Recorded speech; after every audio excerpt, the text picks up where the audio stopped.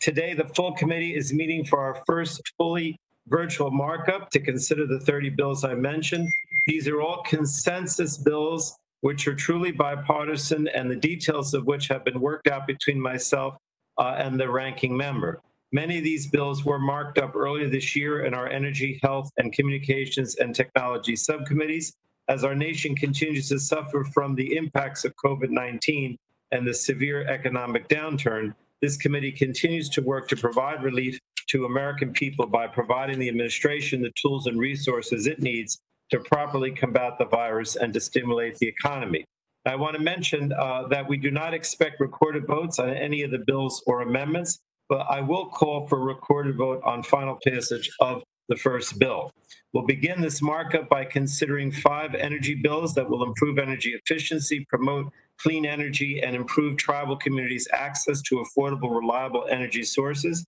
I want to focus on legislation introduced by Representatives O'Halloran and Mullen, the Tribal Power Act, which builds on the discussion we held at last week's full committee hearing on the urgent needs of tribal communities by improving access to energy sources that are affordable and reliable. And I thank all the sponsors of these 5 bills for the hard work. Next, the committee is going to consider 17 health bills. As our nation continues to fight the COVID, we will consider legislation that will continue our efforts to better help Americans with their healthcare needs. We'll consider bills that will expand healthcare coverage and access to care, something that is critical, as we learned just yesterday, that more than 5 million Americans have lost their health coverage. We'll also strengthen we have bills that strengthen mental health parity and provide mental health support to first responders.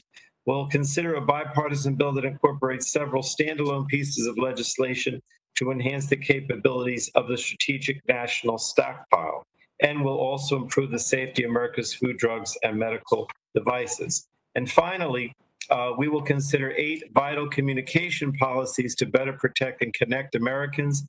Representative Engel's Don't Break Up the T-Ban Act will ensure first responders can continue to use their radio systems. Representative McNerney's Ready Act will enhance the emergency alert system, and Representative Matsui's legislation will help us improve network resiliency.